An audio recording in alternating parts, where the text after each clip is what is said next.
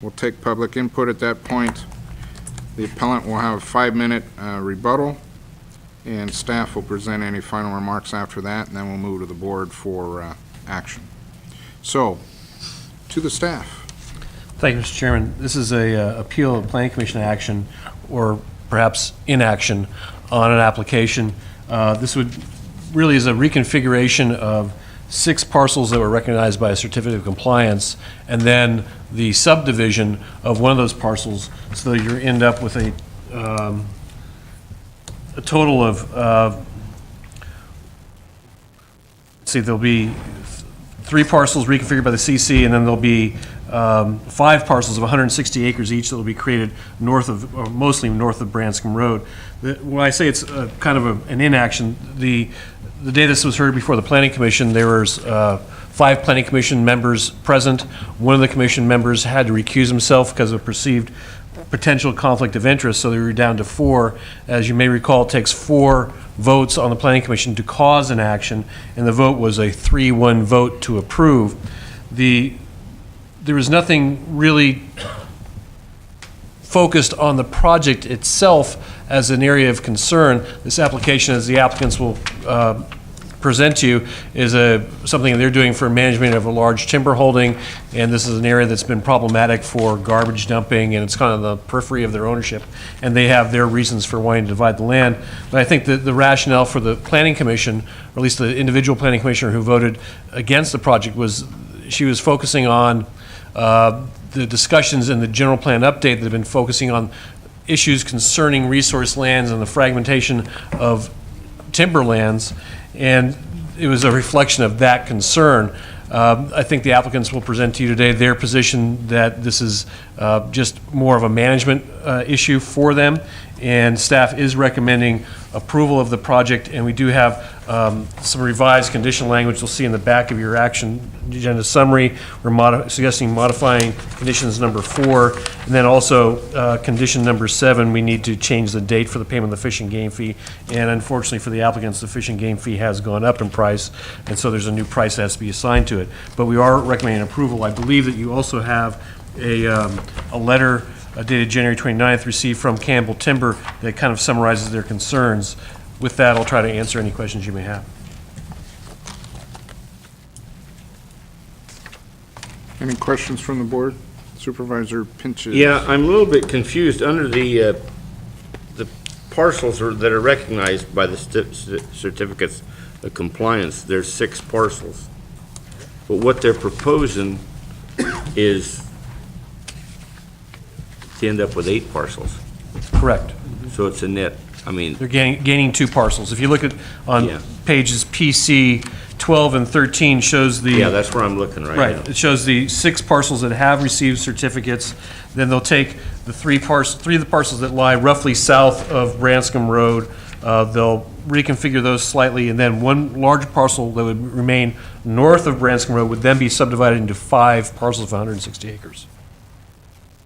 Yeah, of course, I guess, but underwater, it really said there was no issue, but if you do this reconfiguration to get to the parcels, the proposed parcels, parcel 1, 2, and 3, it's going to take access by bridges, right? No, actually, the road does serve they're directly off the Branscombe Road. There'll be a small portion of the property, I believe, that will lie south between the road and the river, but most of the property. But to get main access to most of the property is going to take the construction of 3 bridges. I don't believe so, no. You don't think so, no? If you look at, if I can interject, look at PC 12, John, you can see the road located. Well, that's the dotted line is the solid line is a road. The dotted line is a river. That's what I'm going by on PC 13. It looks to me like to get from the road to the most of the property is going to take. I think there's other internal roads that will service those parcels that lie south of Branscombe Road. I got a nod here. Is that true? I believe it's parcel 1, there would be a small, I think it's the southwest corner of that parcel is south of the river. That wouldn't be directly accessed. The bulk of that parcel is residential sites are all north of the river, north of the road, access That's all the questions I have for now. Any other questions from the board? Okay. Well, let's go to the appellant then. And you have 20 minutes to present your case.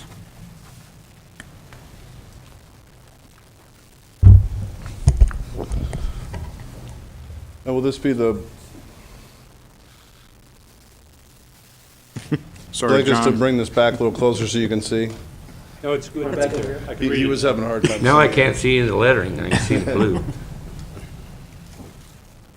We're not subdividing the blue. How about that? Good afternoon, ladies and gentlemen. My name is Stephen Levesque, Area Manager for Campbell Timberland Management. I'm here today representing the Hawthorne Timber Company. Thank you for this opportunity to appeal the Planning Commission decision to deny Hawthorne's application for a minor subdivision near Branscombe. As the proposed project and the basis for our appeal is relatively straightforward, my intention is to keep my remarks brief and stand ready to answer any questions that you may have following the presentation. First, I'd like to familiarize you with the Hawthorne ownership and the location of the proposed project that we'll be discussing today. Then I'll highlight just a few of the key points that we outlined in the briefing memo that we distributed prior to the meeting. And then finally, just close by providing some larger scale context for this project relative to Hawthorne's overall management objectives. So here on this map of the North Coast showing the variety of different ownerships, the Hawthorne Timber Company ownership here is in green. The proposed subdivision here is in the northeast corner of the property, highlighted in red. The holding here of Hawthorne's is managed by Campbell Timberland Management staff that are located here in Fort Bragg, largely accessing the property through Highway 1 and then across the Branscombe Road. And now that we're geographically oriented, let's take a closer look at the project itself.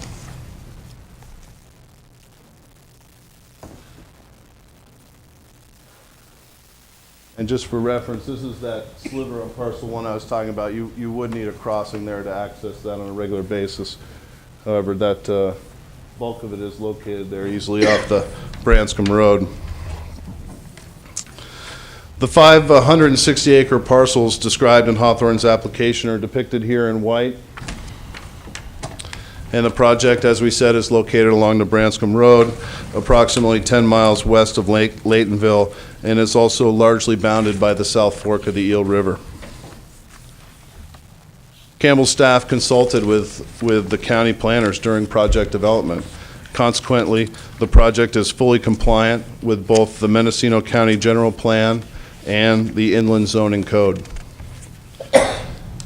Staff report on file recommends the project for approval.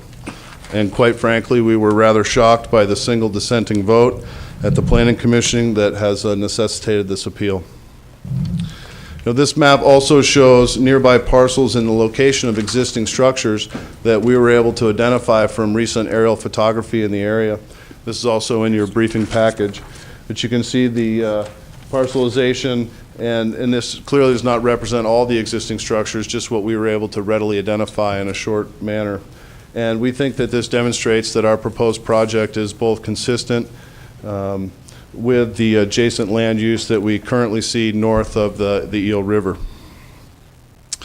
Also, too, as we discuss, these adjacent land uses have also made it increasingly difficult for us to effectively manage this property remotely from Fort Bragg. And as you'll see materials in the briefing package, despite our best efforts, including efforts to work collaboratively with the county to do massive cleanup and road restrictions, the illegal trespass in the